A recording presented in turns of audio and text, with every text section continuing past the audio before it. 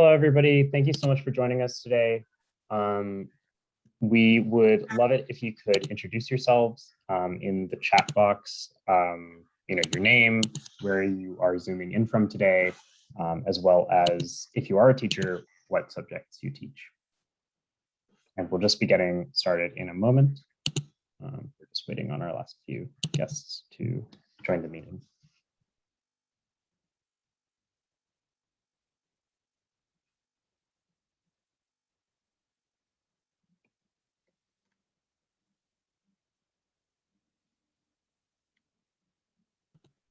All right. So thank you again, everybody, for joining us and taking the time to be with us this evening. My name is Krishna Kulkarni, and I serve as the Outreach Coordinator at the University of Chicago Center for Middle Eastern Studies. I am here with my colleague, Joya Mukherjee, the Education Coordinator at the Pulitzer Center on Crisis Reporting. We are really excited to welcome you to our final session in the 2021 Summer Institute for Educators, entitled Ear to the Ground, Podcasting the Pandemic in the Middle East and North Africa. Just to say a word about the Center for Middle Eastern Studies and our partner centers, the Center for East European and Russian Eurasian Studies, as well as the Center for East Asian Studies at the University of Chicago. The three of our centers form a partnership named University of Chicago Educator Outreach. All three of our centers are funded by a Department of Education Title VI National Resource Center grant, which enables us to provide free public programming on globally relevant issues for the benefit of teachers, library patrons, and the general public at large. The Summer Institute for Educators is just one of many programs that we host throughout the year. If you're interested in learning more, please feel free to visit us at educatoroutreach.uchicago.edu. I will also be posting some information about each of our three centers in the chat, so you're welcome to look at that as well. And additionally, I just wanted to say a quick word. If you are an Illinois-based teacher and you are looking to receive CPDU credits for attending this session, as well as others in the Summer Institute for Educators, please feel free to email me. I'm going to type my email in the chat, and we can follow up after this event about your CPDU credits. And now I'd like to turn it over to my colleague, Joya, to introduce the Pulitzer Center on Crisis Reporting, as well as today's agenda. Joya, take it away. Thank you so much, Krishna. Hi, good afternoon and evening, everyone. I want to go over today's agenda with all of you.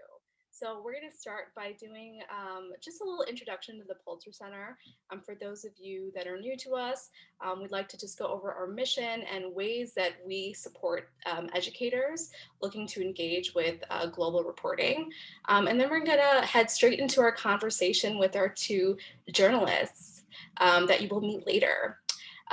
We are then going to have a question and answer section where you will be able to pose questions to our journalists. And then we will break all of you up into small groups where you'll be able to talk to each other about ways you might use reporting or even some of the issues you heard about in your classrooms. And then finally, we'll have a brief closing. We encourage you to stay until the end because we would love to have you complete a survey letting us know what you thought about your experience today. So we have 4 goals today. We want you to connect with our journalists, Abir and Kopty and Lama Rabah, to discover reporting that you can share with your students. We also want you to explore the impact of COVID-19 in the Middle East and North Africa region. We want you to be able to apply the experience of COVID-19 as a lens in evaluating systems and incidences of inequity and challenge in the Middle East and North Africa, and explore ways to use journalism to teach research skills, text analysis skills, media literacy skills, and global competency skills. Now, the Pulitzer Center is a journalism organization. We are dedicated to spreading awareness of underreported global issues. An underreported news story refers to a news story that isn't getting the attention that it deserves. We support journalists who are in the field investigating these stories by providing funding for their reporting projects. Once journalists publish their stories in a range of publications and outlets, our work continues. We produce live events and public events for everyone, And we also partner with teachers and students who are dedicated to having conversations about pressing global issues. Here are just some of the issues that our journalists investigate with Pulitzer Center grants. You might notice an issue that resonates with you. And if you do, come visit our website at pulitzercenter.org. The Education Department has a unique mission to cultivate more curious, informed, empathetic, and engaged public by connecting students and teachers with underreported global news stories and the journalists who cover them. We understand that our mission can't be done without partnerships with teachers like all of you. And so we provide programs and resources that are free of charge for you guys. So everyone has access to our collection of reporting from Pulitzer Center grantees, featuring stories published by media outlets from around the world, as well as reporting original to the Pulitzer Center website. We also have hundreds of lesson plans archived in our lesson plan library. These lesson plans are crafted by Pulitzer Center staff or partner educators and are all standards aligned and encourage students to use critical thinking skills, take action in their own communities, and make personal connections to what they're reading. We offer students and teachers the opportunity to host journalists in their classrooms. Journalists have discussed a range of topics from their career, the reporting process, or the nuances of the story they are covering. And finally, we offer workshops for students and teachers year-round. All of that information can be found on our website and our weekly education newsletter. Today, we are excited to introduce two incredible journalists who have crafted this reporting project, the Almostajad podcast, which focuses on COVID-19 and how it's affected communities in the Middle East and North Africa. I'm going to pass it off to Krishna, who's going to introduce our panelists. Hi, everyone. It's my pleasure to introduce our two panelists today. First up is Lama Rabah, a journalist and podcast producer, podcaster, editor, and journalist based in Palestine, and currently a full-time podcast producer at Tamania, a Saudi-based publishing platform. Lama holds an MA in multimedia journalism from the University of Oregon and a BA in radio and TV broadcast from Birzeit University. She previously worked as a senior producer at Sowt podcasts, which also produces Almostajad podcast, which they'll be talking about today, and co-hosted the monthly podcast and live show Radio No Frequency. Her main interest is experimenting with audio storytelling, political satire, and performance. Our second panelist is Abir Kopty, a Palestinian journalist and writer based in Berlin, and senior editor and host of Almostajad. She holds an MA in political communication from City University London and is a PhD candidate at the Institute for Media and Communication Studies at the Free University of Berlin. She contributes political analysis to media outlets such as Middle East Eye and TRT, and hosted in 2018 Abe, an audio podcast about motherhood and parenting produced again by Sowt podcasting. Abir and Lama, thank you so much for being here. Take it away. Thank you. Thank you so much. Thank you everyone for being here. Thank you for Pulitzer Center and University of Chicago for organizing this. And I will start, actually our presentation, myself and Lama will be divided. So I will speak a couple of minutes, then Lama, then I will do it again, then Lama, and we will have an exchange among us. And then the last few minutes, we will try to wrap up and then open it hopefully for questions. And we are looking forward to hear your questions also. So let me start by introducing how this idea of podcast Almostajad started. So in the beginning of the pandemic, this was exceptional times for everyone. We are sitting home, isolated. There is lockdowns almost everywhere. And I was so amazed, interested in this exceptional times, thinking of what's going to happen. You know, everyone was living this uncertainty. I was literally going into the streets and recording with my phone, like the scenes I've been watching, observing my thoughts. I was also recording my conversations with my partner about our kid, about the future. It was really like interesting times, and everything was like really uncertain, and we had so many questions, no answers. And then I contacted the Sowt, because I've worked with them before, and we had this exchange of ideas, and we thought, why not making a podcast? I was also, of course, navigating through the Arab media, and I couldn't really find, other than the, traditional information about numbers, about the procedures or the lockdowns that are happening, curfews, etc. And I was interested in the human experience, what is going to happen, how people are going to cope with this crisis. So we discussed the idea, and then we came up with the idea of doing this podcast, and we called it Almostajad, which is in Arabic, it means the new thing, like we are renewing kind of information or stories. Or maybe an update is the better explanation of Almostajad. And to be honest, in the beginning, we didn't have a clear idea about what the style of the podcast will be, how the episodes will look like. We just felt it's the time to, as an independent media, to start covering, start archiving the experiences of the people, and also provide a critical view of the government policies and what's happening. But also I thought, like, if these are exceptional times, we need to be like documenting what's going on the ground, conversations among people, and so on. We also wanted to battle disinformation, of course, because there was a like abundance of disinformation and rumors and conspiracy theories happening at the time. But also what was important is we wanted also to provide a sense of collectivity, a sense of solidarity, because people were isolated at home.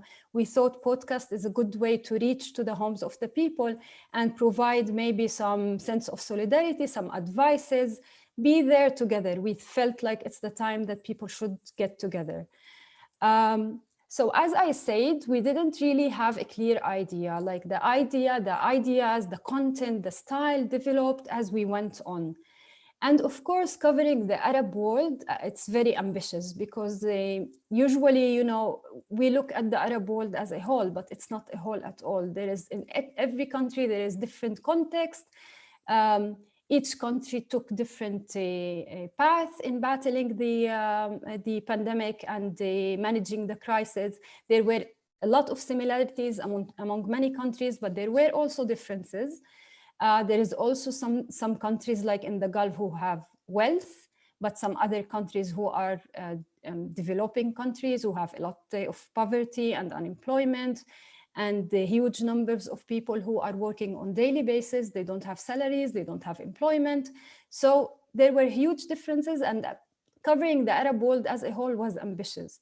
So that's why also we tried to have a variety of topics to discuss. We also visited certain countries and discussed what's happening in terms of the pandemic, how they are managing with the crisis, but also we had some general episodes, like we were covering, we were also interviewing the WHO. This actually was our first episode to bring information to the people, provide information. We were covering what's happening in different countries.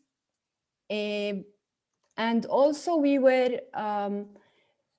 did some episodes that we just explained terms, like there was new terminology to everyone, like what is self-isolation, what is quarantine, etc. So we were explaining to people those terms. We were also talking about another example was the types of masks at the time. Now it's a reality, but at the time everything was new to us. So we were also explaining to people the type of masks and so on. We also wanted to address community responses. So we also covered a lot of experiences of the people, like how people are producing music at the time, what are the initiatives on the ground among the people, what they are trying to do, what solutions the community is trying to create in this crisis. And we also wanted, as I said, one of the aims was to provide solidarity. We also covered some issues that are related, for example, to elders or to children, and also how to deal with stress. So there were also some topics that provided advices and sense of solidarity with the people, and others that were also covering the policies of the government. We covered the transparency of the government, the access to information, but also the economic policy of the government, and so on. So maybe this is the time just to give you some examples of our work. I will just share my screen. So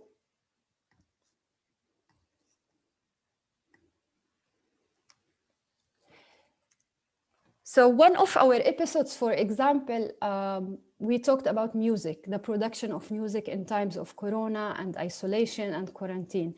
And this is one of the initiatives that we covered that comes from Yemen, where Yemeni artists, musicians, and singers came together online on Zoom to produce music. And they actually revived the traditional Yemeni music. Not so many people knew about these initiatives, so it was really amazing for us to cover and speak with the people who were working on this initiative. This is also another initiative that we covered. It's from a singer, a Palestinian singer in Lebanon, who created she just recorded at home. She was like quarantined, she was at home, self-isolated, and she just created this humoristic song about gaining weight in times of Corona.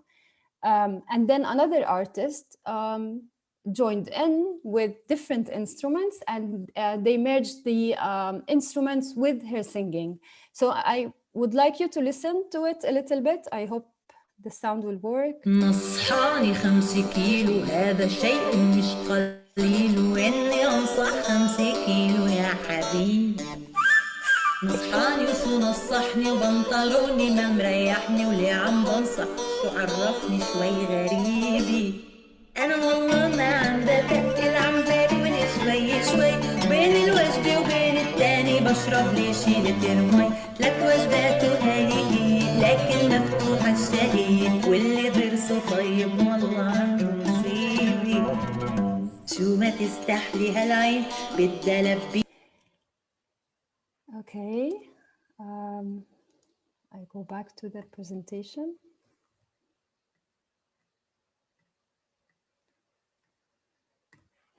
Yeah. Yes, and this is another episode that we discussed the local production of masks and face shields. And these two guys, also from Lebanon, they bought a 3D printer from their own pockets, and they created this model for face shield. It was really in the beginning too, and they wanted to provide these face shields to workers, essential workers who couldn't stay home, didn't have the privilege to stay home. They had to go to work in supermarkets and gas stations and other places. And they started also collecting donations and producing larger amount of printers. They also were hoping to buy more printers and produce more amounts of this. This episode, we also covered the story of women, female workers in a Tunisian factory that they decided to self-isolate in the factory and to make mass production of masks.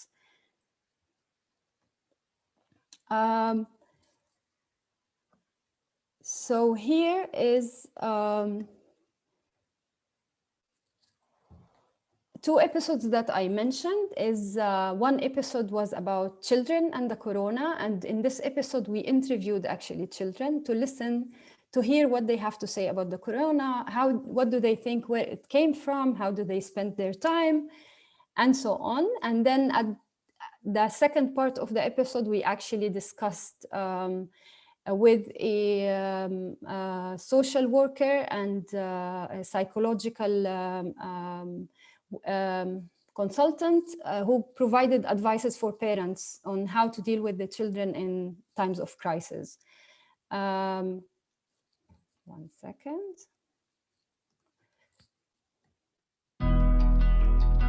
يقضوا الوقت. Okay. عمرها 5 سنين.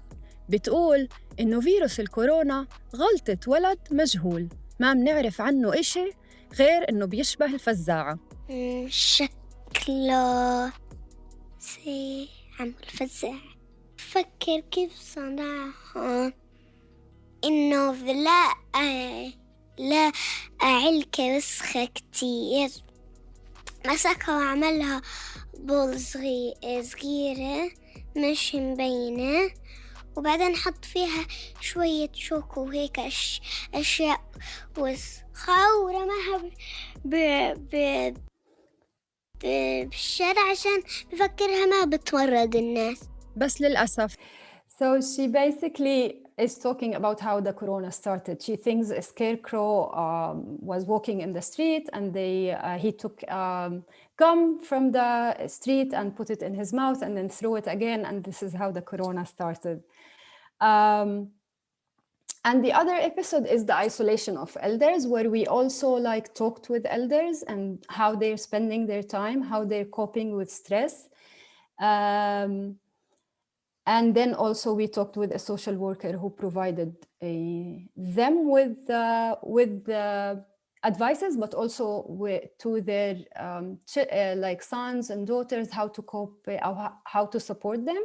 But in this episode also, we interviewed a Egyptian guy who who initiated a voluntary campaign by himself, and he started visiting the elders in his town and just checking on them without, of course, contact. He was standing behind the door, just speaking with them, asking them if they need anything. He would go do grocery for them. He would call their, like some of their sons or daughters, they live abroad. So he was calling them, giving them updates and information. And we actually opened this episode with the story with just soundtrack of a visit. One person who was visiting her mother and father from the street and just asking about them without going there and meeting them. And this was really, again, in the beginning where people did not meet each other and everyone was afraid for their elders and didn't want to meet them, to not to pass the virus to them. بابا اشتقت لك حبيبي، كيفك؟ طب اطلعوا، شو اللي بصير؟ انتم مناح واحنا مناح. ماما حبيبتي اشتقت لك كثير. شو ايش يعني هذا؟ كثير اشتقت لك. اطلع طيب. شو اطلع؟ بطلعش. بطلعش. شفتوا رجاء؟ ندير بالنا عليكم ماما. شفتي؟ So she's basically asking about them, and her mother is telling her, come on in, and she's saying, no way, I'm not coming in. So here I want to stop sharing my screen, and before I move, I pass it on to Lama. I want also to like say a few words about some of the episodes that we discussed. We wanted to provide a critical view. We discussed in some episodes the issue of transparency of the government, freedom of the press, access to information, the economic policy of the countries, and other topics, like, for example, this issue of some countries oblige the media to only take information from governments. And in other countries, journalists were arrested and detained under the pretext of fake news, of course. In other places, journalists had this, they were faced with the challenge of verifying information or getting, even accessing information. So we tried to provide critical view also, and also share some solutions. We also interviewed experts who had some solutions about the economy, about the policies, etc. So here I would like to pass it to Lama, who will expand also on this issue, and I will talk to you again later. Thank you. Lama, I pass to you. Thank you, Abir. Thank you for having me, everyone. And my heart just melted because the audio file you played was my niece. She lives in Egypt, but the pandemic was fortunate because she got stuck here and lived with me for 6 months. So I'm really happy to hear her voice. Anyway, let's go back to government. So in relation to the last question Abir discussed, why was it so crucial to have non-state sponsored news about COVID-19? Why wasn't government media enough? First of all, I think we should walk you through what we're dealing with in most countries in the region. As Abir said, we can't apply every piece of information on the whole region because it's very diverse, but we can say a couple of general thoughts about most of the countries in the region. So we're dealing with extremely high unemployment rates, even before COVID. We're dealing with actual police states where government institutions control every aspect of civil society, where security forces get the highest budget in the country. Security and police departments are funded way more than the healthcare system, for example, more than education, more than schools, more than infrastructure or public transportation. And we know that it's very clear, it's not a secret. They announced that in their annual budgets. So when the pandemic hit the world, governments in the region did what they do best. They actually installed actual checkpoints with armed police officers in the streets to prevent people from getting from one neighborhood to another. And then the government forced curfews and lockdowns. They imposed fines on people who didn't commit to curfews or lockdowns or didn't wear a face mask in public, for example. They even arrested people for that. And they could because countries in the region declared a state of emergency, only to make their approach easier to implement, only to make their security restrictions easier. So now it's easier to arrest people and force any policy in a state of emergency. And these states of emergency are still going on till now, even after the pandemic changed and the whole circumstances changed. So when it comes to information, the state dominated the news. Governments already own and run major media outlets in the region, and the most funded, of course, media outlets in the region, but they were also in a powerful position because they were the only people who knew what was happening. They were the only ones who had access to data. They were the only ones who were testing people or had access to hospitals or any data whatsoever. So journalists were just sitting and waiting for the Prime Minister's press conference to happen because it was their only resource. And that was so dangerous to misinformation, that was dangerous to transparency, as Abir stated before. So it was a monopoly of knowledge. And we know that those who control knowledge and data also control reality. It was kind of a play. There's a big chance of misinformation and a lack of transparency. They had this strange power. If they want to scare us, they announce that COVID cases are skyrocketing. And then the next week, we'd panic and happily accept their restrictions. And if they feel like they pressured us a bit too much or people are starting to complain, they would just give us some slack and lift the curfew for a few days. And the problem is that it was never justified. We never understood what was actually happening. Why now? Why are stores open today and closed tomorrow? What would change in a day? And what happened to vaccines? And there were dozens of questions which went unanswered. And this cycle went on and on and on. Till now, even in the vaccination process, we do not know who got vaccinated first, why. We don't know. We just need these basic information because it's our right to health in such a world crisis. So anyhow, we found ourselves in a broken system in which we do need an excellent healthcare system to survive. We do need financial support because people are losing their jobs now more than ever. But it became clear that governments are only prepared to police us. That's the only thing they prepared for ever. So one of the most evident examples of knowledge monopoly in police states is Egypt. Egypt clearly wanted to hide the high number of COVID cases. We know the numbers are high because people traveling from Egypt at that time, in the beginning of the pandemic, they were traveling to other countries. They were the reason, or not the reason, but their traveling led to spreading the pandemic elsewhere. And we knew that while Egypt was denying even having one case, we were seeing people traveling from Egypt and being tested positive. So Egypt wanted to cover up, mainly because they want to keep tourism going on as it is, and they don't want to make any arrangements to deal with this emergency, and also to conceal failures in Egypt's healthcare system. In order to do so, in order to conceal all that and cover up for their failures, some journalists were arrested for investigating these issues. Doctors were persecuted for speaking up about horrible conditions in hospitals. Not even one photo was I think one photo was what's the word? Leaked from one hospital because the oxygen machines, the ventilators weren't enough for people. And that made a whole problem. And who leaked that photo? And it was a big trouble for everyone.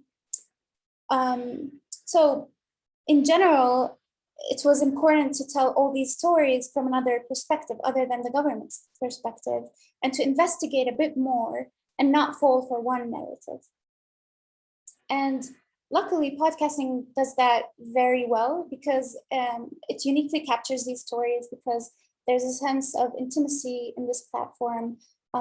We have the ability to interview people quickly and over phone or Skype or Zoom, and that enabled us to produce content in response to continuous updates. And also, it enabled us to protect these witnesses, protect their identity. We could speak to anyone without actually putting them in danger. So podcasting is really good with this safety issue.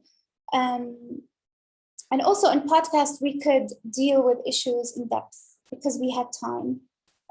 We gave room for various voices, I hope we did, especially women and underprivileged communities. And yeah, that's why I think there should be non-state sponsored news about COVID-19 and any other crisis people are going through. I think Abir would take it from here. And yeah.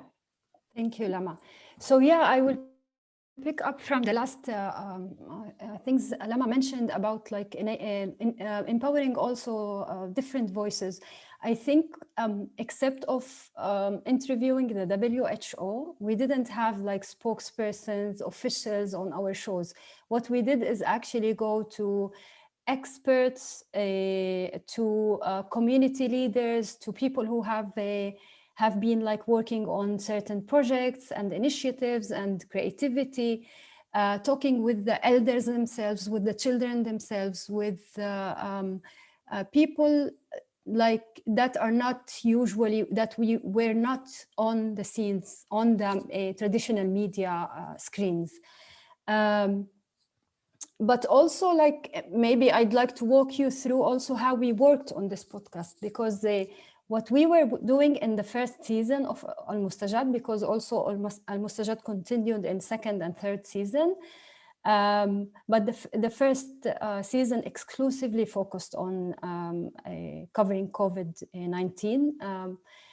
And so we were producing 2 episodes per week, and this was a lot. We had to, find people to interview. We have to come up with topics, with ideas, research also. So we also tried all the time. We put a lot of focus on verifying information. So it was really like working under pressure all the time in order to produce the best content we could with the limited time we have. So we had, I think in the first season, we produced 27 episodes in just 3 months. We were all, of course, working from home under lockdowns. We had team all over everywhere, in Jordan, Palestine. I was in Berlin. But it was really exciting to work on this. We had so many ideas that we even couldn't cover at the end. But what we could do with the time and the pressure, I think we've done really a lot of work in bringing the voices of the people, but also providing information, providing advice. One of the episodes that I like also to highlight is also, it's very close to my heart, is the episode that we made about home gardening, because this apparently became a really popular solution for many people in the Arab world because of the economic situation, because of the lack of the government support. People were looking for solutions to manage. And many of them started to do home gardening. If anyone had a small piece of land, they would like garden it and plant it. If people have like small balcony, also they will use it for gardening. So we did this episode about this experience of people, and we had someone who would provide also advices for the people on how to manage what type of vegetables or fruits to plant, what they can grow fast, how to water them, etc. These type of episodes were not, of course, covered in the mainstream media, like local initiatives and so on. One other thing that I think is important in this Almostajad season 1 is that we put a lot of focus on interviewing women. So we thought that all our screens were like, in the traditional media, I mean, were full of like security and political male experts who were talking about the government procedures and instructions and so on. And it was important also to highlight the voices of women, but also not to talk about women, not necessarily to talk about women issue, but to talk about the general issue. When we covered the economy in general, like discuss the policy, the economic policy of the governments, we had female economic experts. We also had one episode that was discussing the aviation during Corona, and we had a female pilot. I think the statistics I have is that among 55 interviewees, 30 were women and 25 were men. I think this is something I'm proud of, because this is also, to me, is part of the change that we're trying to do. So I'd like also to end my part by also discussing the, in general, the issues of privileges, because I mean, in general, there is power dynamics and structures of privileges, and they were deeply deepened during this crisis. And for people like us who were covering the pandemic, it's important to highlight that there were different experiences by different people in the MENA region. Some citizens of wealthy countries in the Gulf were receiving stimulus checks, others did not have support. There are millions of people who are daily workers who receive payment per day, and many of them had to stay home. We also, one story covered about daily agriculture, Moroccan women who work in rural areas in Morocco, who couldn't afford staying home, who had to go to work every day because they had to feed their family, but also they didn't have social insurances. no one took care of them wearing masks or hygiene, the hygiene, like following hygiene guidelines. And we heard their testimonies. They were also harassed. They faced violence by their employers. It was really tough conditions. So while in some countries, people were being taken care of by the government, in other countries, people were left behind. And this is not only differences and power structures and the privileges in the Arab world, it's also between different parts of the world, you know, between the global south and the global, between the global north and the global south, between first world countries and developing countries. And you know, one of the things that at the time provoked me, I even wrote about it, is this slogan, "We are all in this together." And what we were seeing as journalists covering this pandemic is that this is not true. It's not accurate. We are not in this together. And we have to address these power structures, and we have to address the structures of privileges, and we have to discuss them. And this is what also we try to do. So I think, yeah, I'll pass it from here to Lama.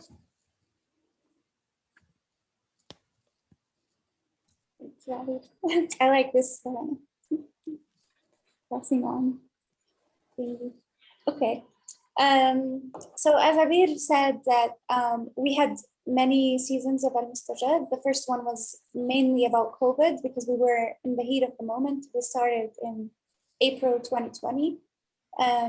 But then in season 2, we tried to get out of this story because people didn't want to hear about it anymore. People were sick of it, they're living it, they're in lockdown, they don't want to hear anything about COVID.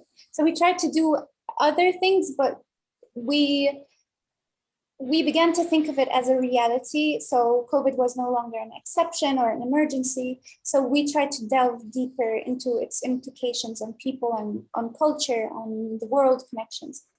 So in one episode, we analyzed the human behavior towards pandemics in general.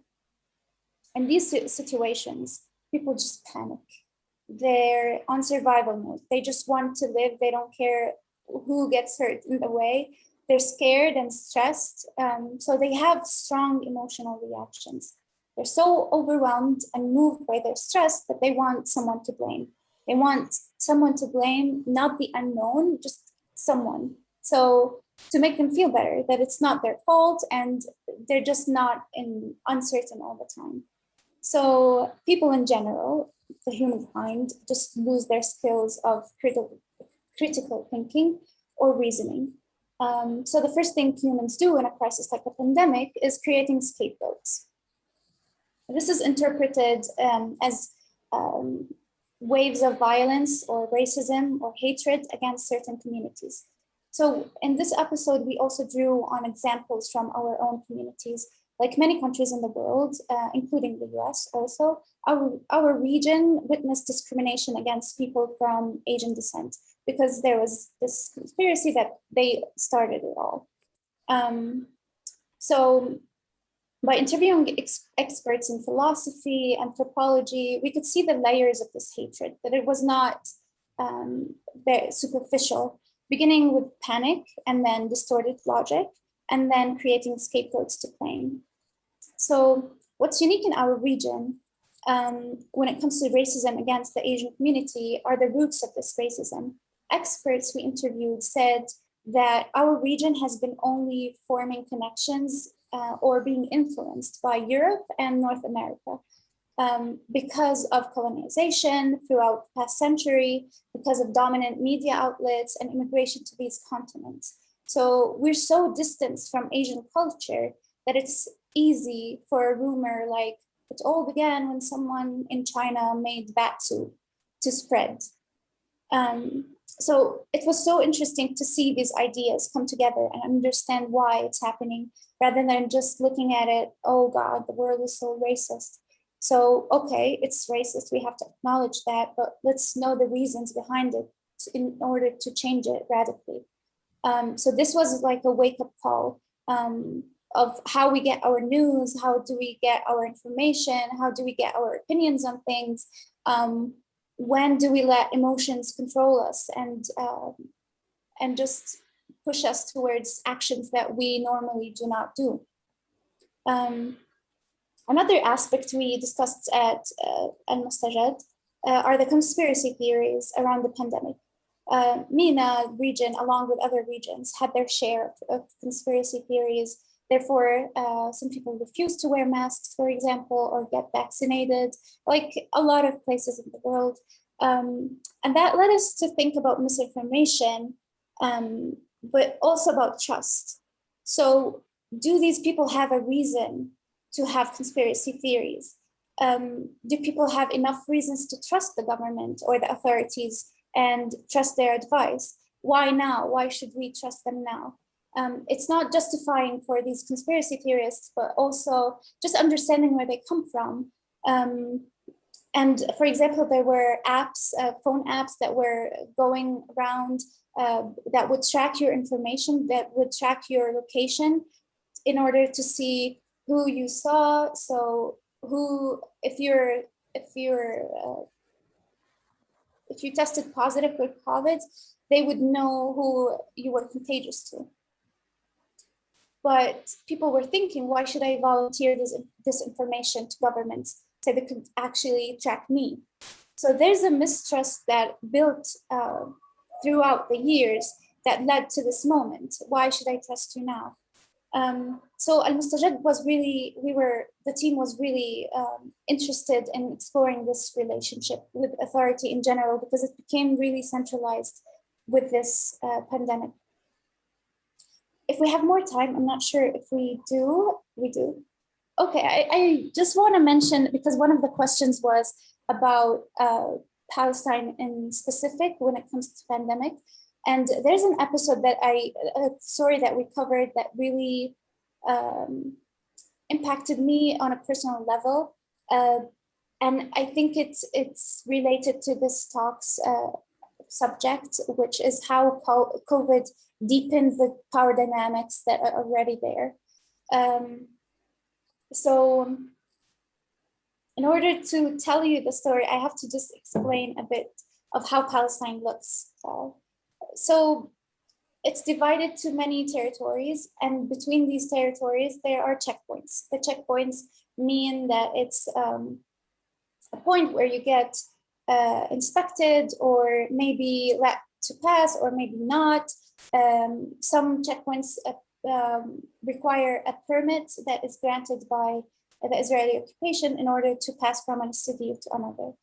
And because the Palestinian economy is really weak and in a constant crisis since forever, many workers, like thousands and thousands of workers, go to cities that are considered Israel to work as construction workers or just skilled laborers in general. So there was one story in the beginning of the pandemic where these workers were asked to cross the checkpoint once and just stay in their workplaces in what's considered Israeli cities. Why? Because they don't want them to go back and forth and spread the pandemic.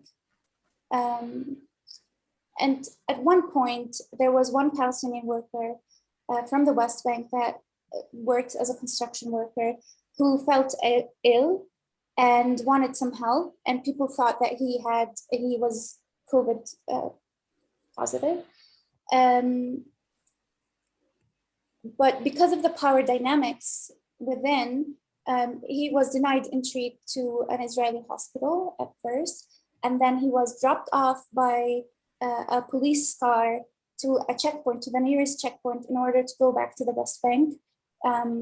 He was thrown on the side of the road, and people were so scared to come near him because at that point, people thought that it's so contagious. It was really dealt with a lot of fear with COVID. So he was denied entry to a hospital, and then was thrown on the side of the road. And then the ambulance took forever to get to him because it was so far from West Bank cities. And that story, just his personal story, of course, he was very traumatized by this experience.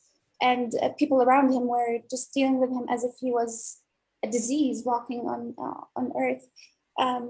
But it got me thinking how the power dynamics are really reproduced in such crisis. Whether these power dynamics are economic or connected to colonization or to color or to racism or to everything like that. So yeah, this is one story because of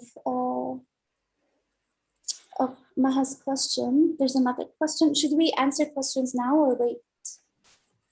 So we can keep going if you have other things you'd like to talk about. We'll take the next 15 minutes to wrap up, and then we can transition to questions. Does that feel comfortable, Krishna? Great, let's do that. Okay, then Abir can take it from here, and then we can go back to questions, if that's okay. Yeah, so yeah, I think the episode Lama mentioned was really a very strong episode. She worked on it really hard, and it was really a very strong episode. And that's also what like we try to do also to cover specific countries where we knew like there is a really heavy experience and people are suffering in different ways. We also covered Syria, we covered Egypt, of course, and we covered Morocco.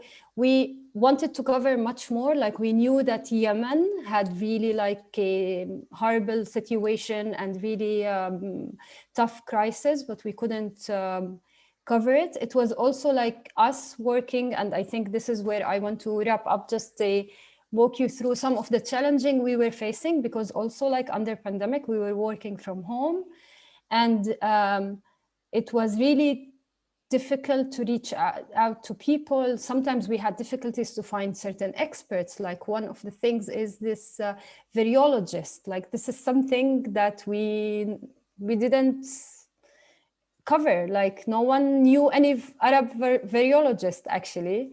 And we've been seeing like virologists all over the media, and we were really looking desperately for an Arab virologist who are following the pandemic, who are researching, who are involved, and who can provide also his insights. And that was, for example, something that we worked hard in getting to, and we managed at the end. But also like this situation and conditions we were working under also like limited us in the type of information we could get to.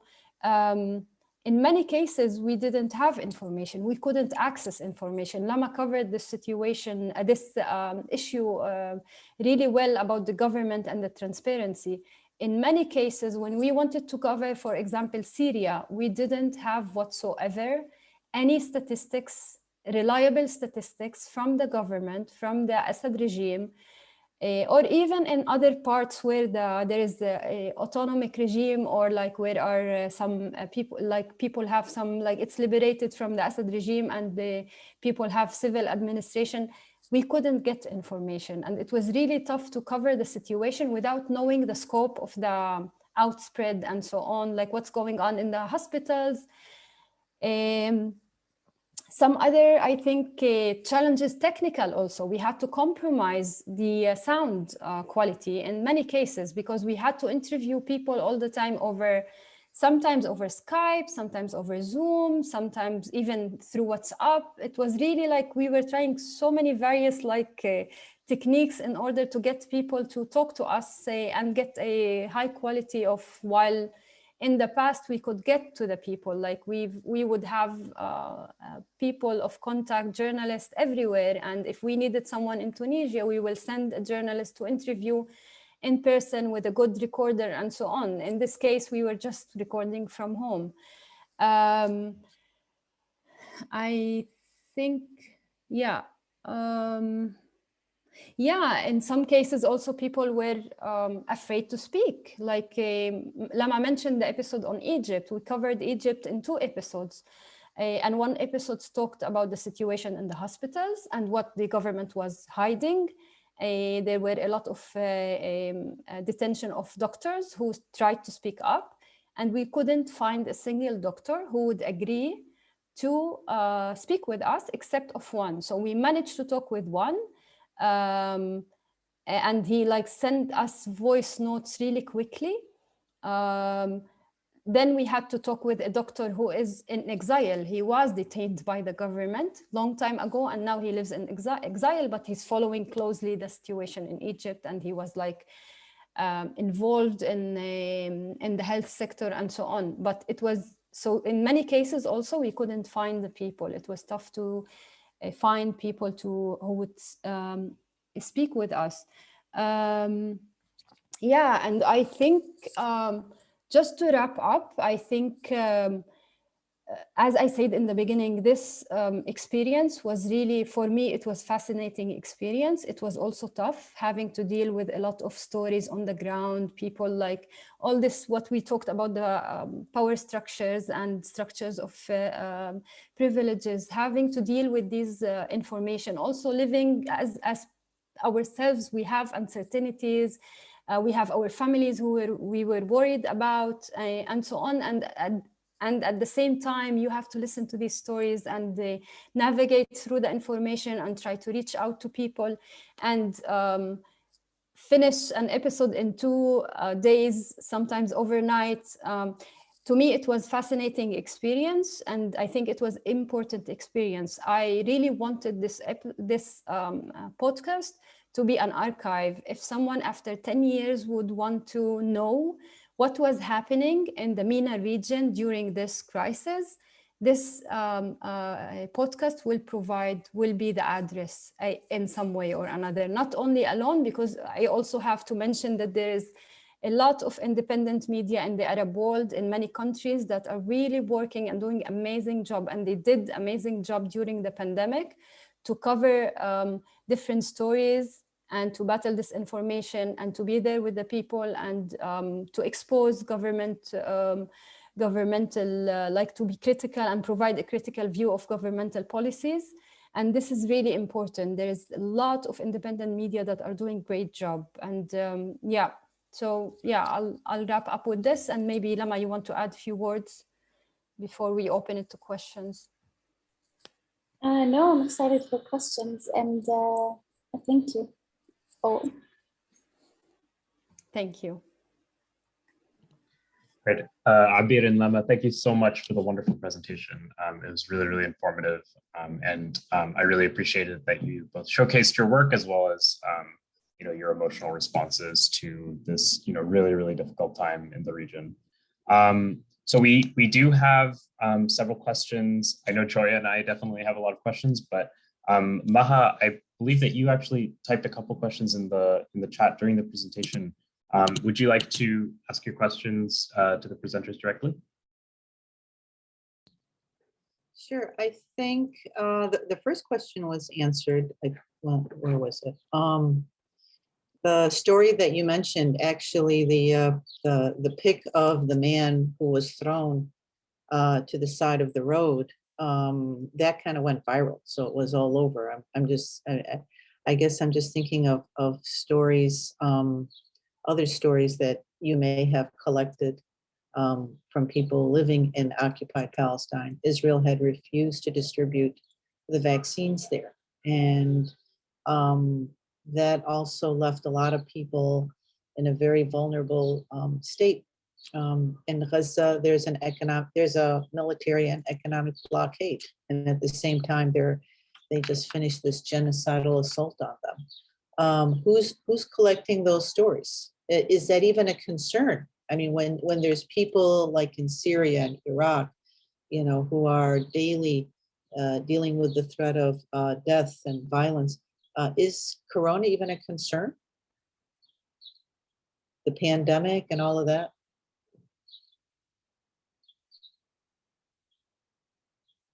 Of course, I think it makes everything hard even harder.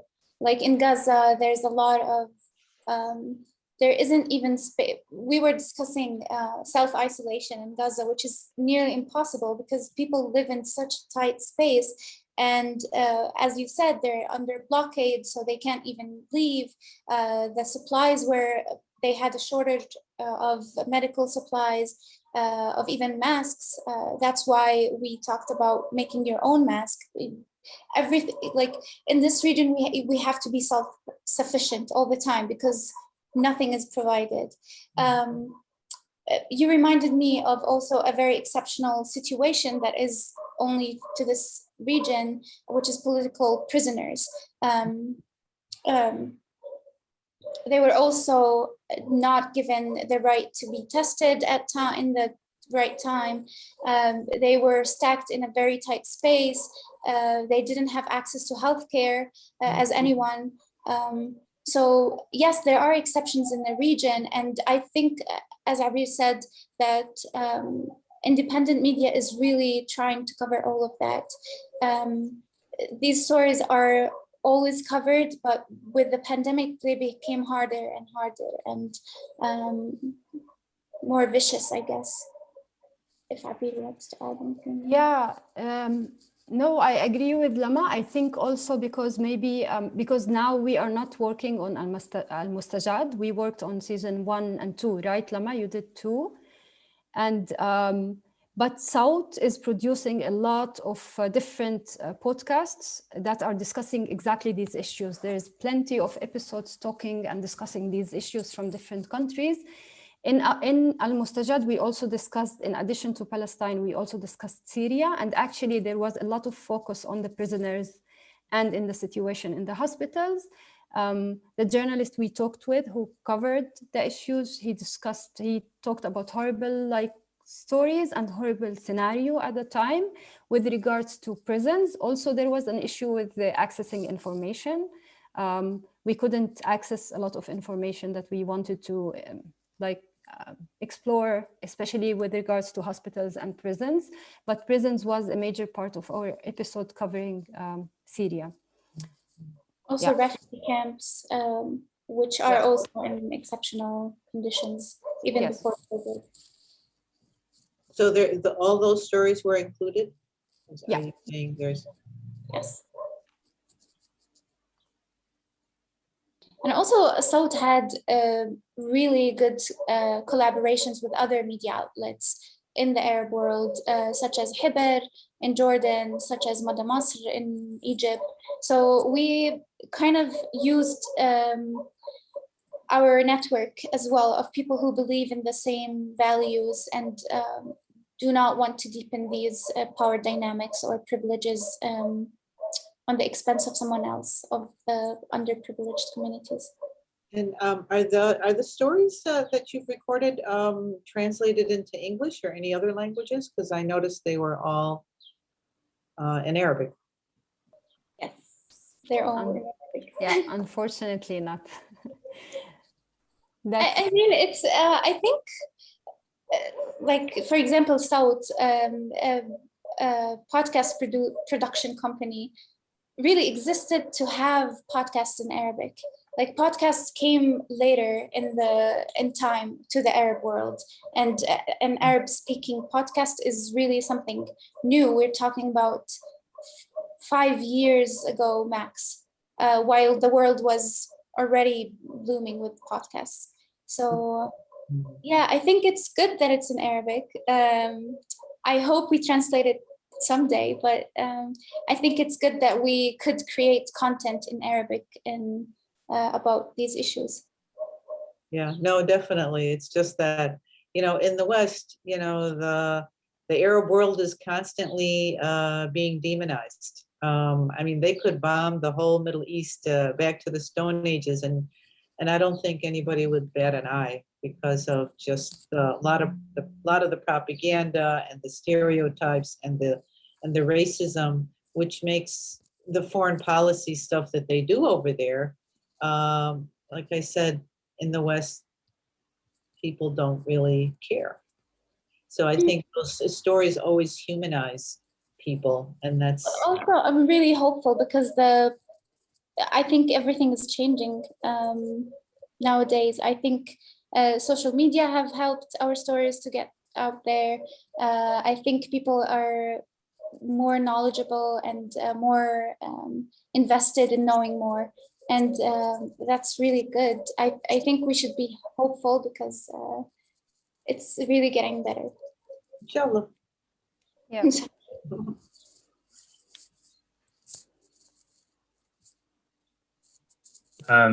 If anybody has questions, as I had mentioned in the chat, please feel free to use the raise hand function. While you're thinking, I will just ask maybe a couple questions that I had. I was really struck by one of the clips you played that featured a child's voice, your niece's voice, Lama, as you mentioned, and I was I was just thinking that it indicated how little we actually hear directly from children in traditional written media. And so I guess I was wondering, what your reactions as well as what your listeners' reactions to, this kind of coverage was, given that we so rarely hear children's experiences of these kinds of news events.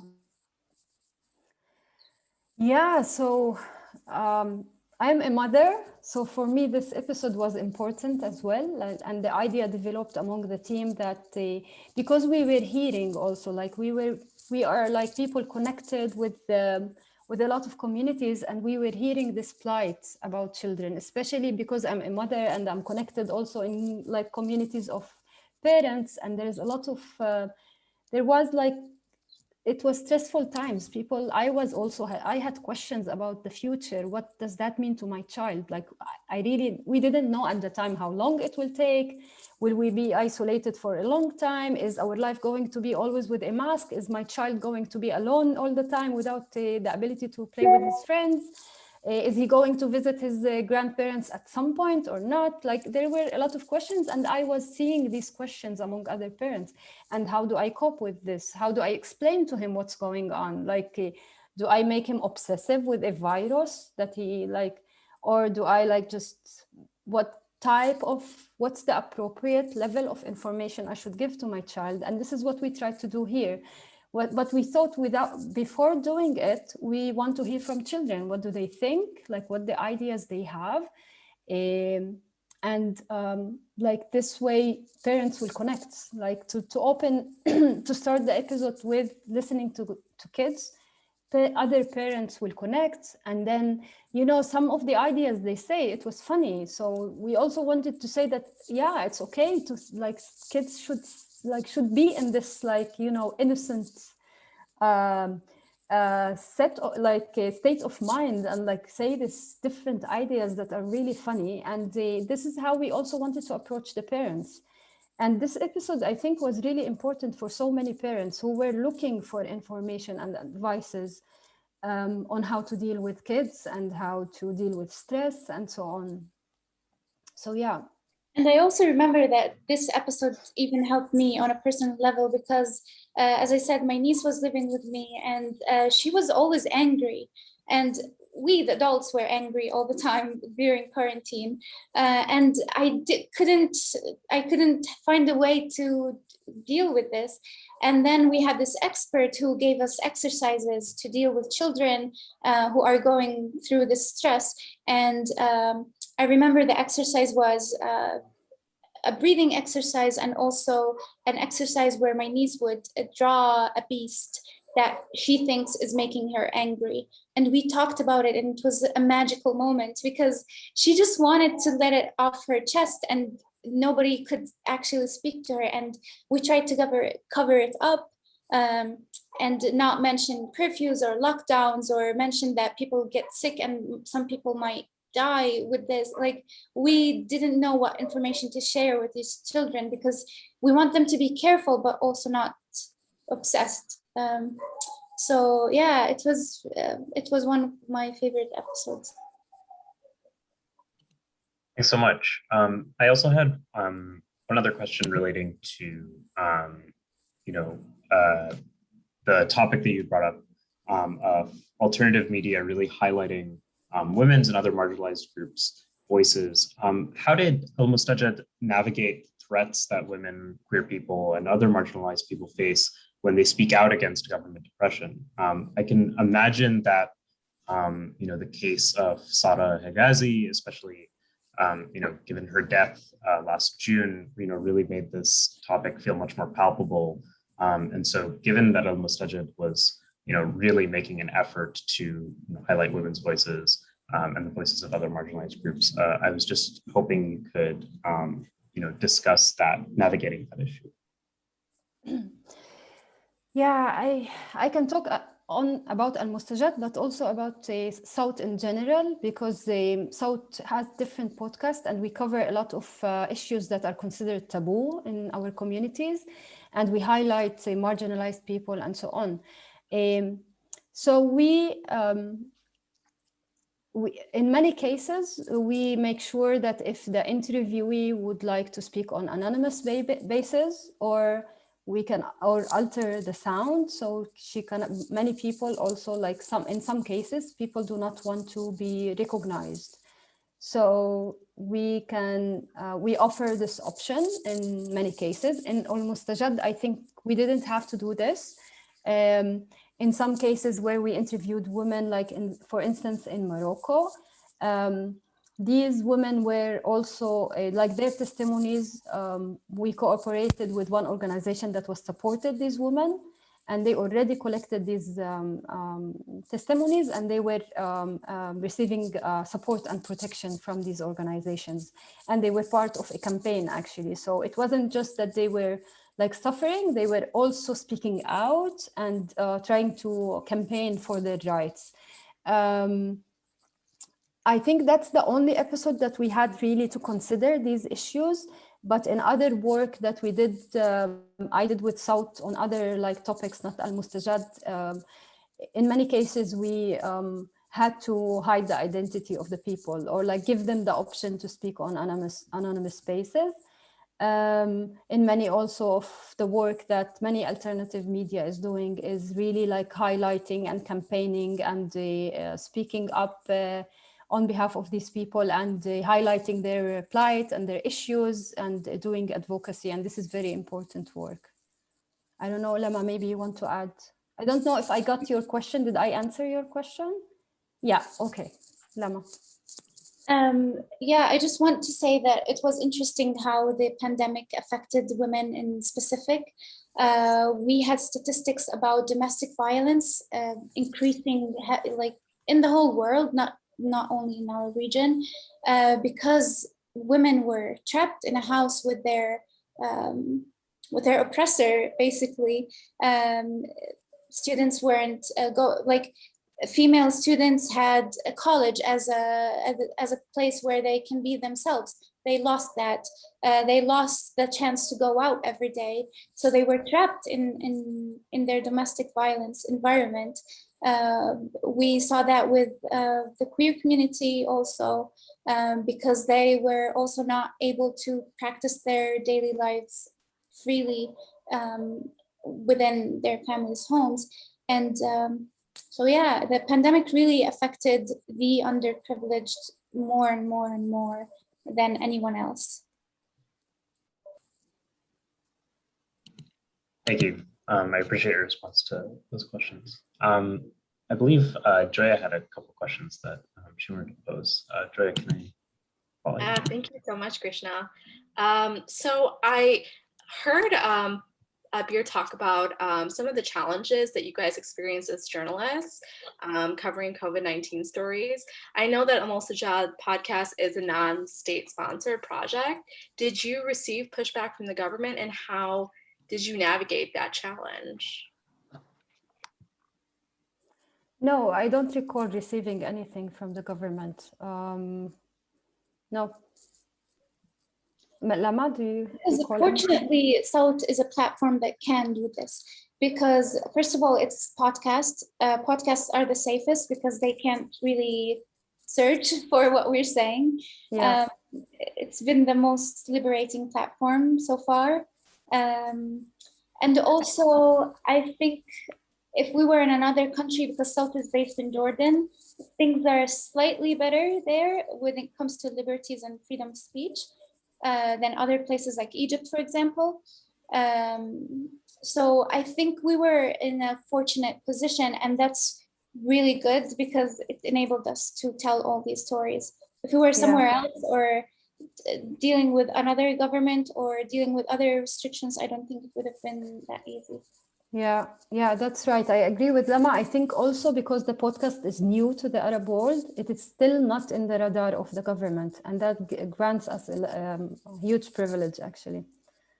Do you think it also has to do with the fact that the stories are not overtly political? And so therefore the government doesn't really see it as a challenge to its... I disagree, actually. Many of our episodes are really political, are highly political. The episodes we covered on Palestine, on Syria, on Egypt, we had 2 episodes in Egypt, highly critical of the government. And as I said, it was really hard to find a journalist and doctors to talk to us because we were really critical. We covered Kuwait as well. We covered a lot of countries, and we were Morocco. We covered a lot of countries, and many of the stories were highly political. We, of course, as I said from the beginning, the podcast Almostajad, they like varied in the styles. So some of our episodes were really like discussing government policies and so on from a critical perspective. Some of them were human stories about people like who got stuck in airports, people who are doing home gardening, people who are creating music, etc. And the others were just providing information and advice to the people. So yeah. And I think the second season of Almostajad was also deeply political and critical. Do you do any work with Al Jazeera? Have you been a part of any of their news delivery or?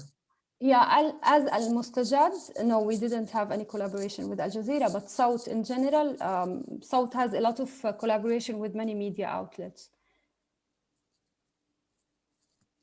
Thank you so much. And also Maha for your follow-up questions. No problem. So in so many ways, COVID-19 is ushering a reckoning of sorts in a lot of global communities. We are noticing systemic issues being amplified by the pandemic, and we're seeing grassroots advocacy trying to address those issues. Are you noticing similar trends in different countries in the Middle East and North Africa region of grassroots communities, grassroots organizations trying to solve some of these problems?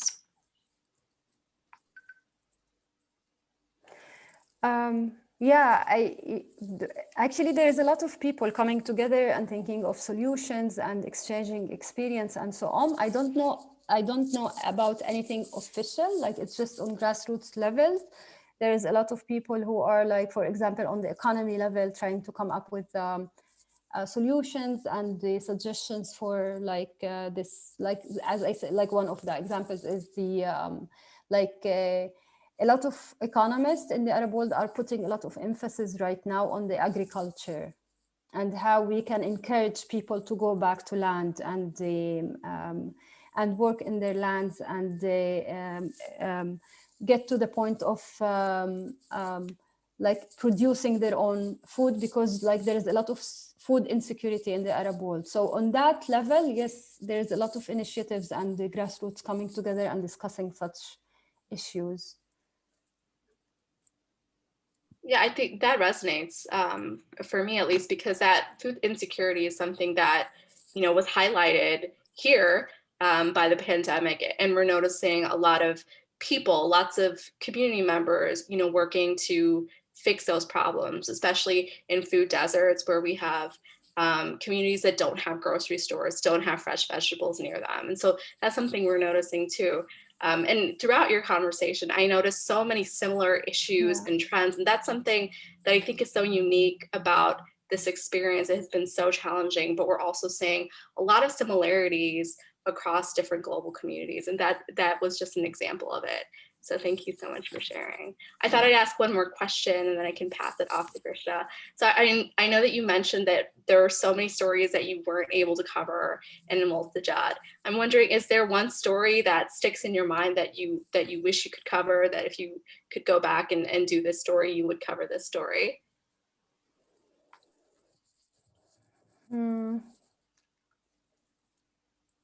Wow, that's a good question.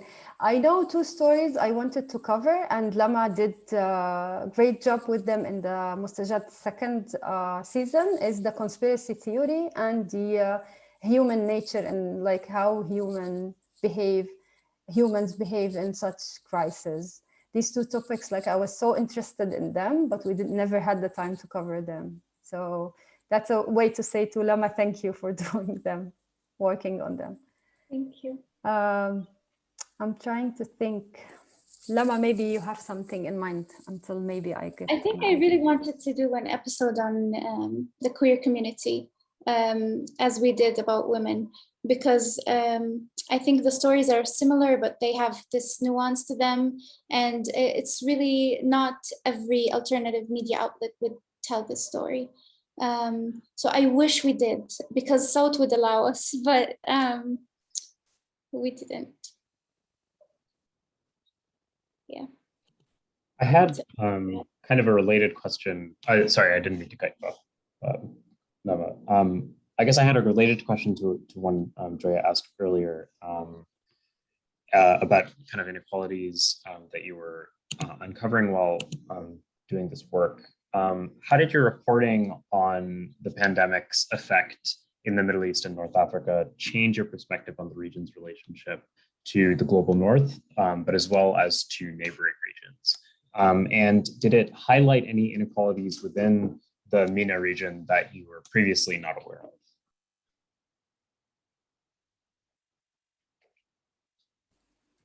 Lama, you want to take this first? Yeah, I think the most clear highlight is vaccinations, because they were such an example of how we all need this thing, but some people have the privilege to order it first. Some people have the privilege to distribute humongous amounts of it. And for example, in Africa, we could see 3 people in 100, 3% of the people getting vaccinated. So we can see the how it's not equal. That's something I never thought would happen in such a global crisis, because in the beginning, the whole discourse was that we're all in this together. We're one hand dealing with this crisis, with this problem, and we will all laugh about it later. But no, it affected people on really different levels based on where they live, what race they come from, what class they come from. So I think it was really a big wake-up call to actually solve all these inequalities, because they will keep reproducing themselves. Yeah, I would just add that as critical journalists, like we came to Almostajad as critical journalists who were covering a lot of issues before. So I would say nothing have surprised me. Like we've expected this, like, you know, even the vaccination divide, but also like the power structures and so on. Like this is something that we knew it just was amplified and highlighted and deepened during the pandemic. Yeah, so we knew they exist. So and we came to Almostajad also like with this perspective. So nothing that we covered that surprised us. We knew that the government were hiding information. They were always doing that. We knew that the government repress freedom of speech. Like they were doing that all the time. We knew that like they will neglect people in prisons. But we just wanted also to like cover in depth these issues and highlight them, especially in times of crisis where people will be so busy with their own concerns and will not really pay attention to the plight of their communities. Yeah. Thank you so much. So just as one final question,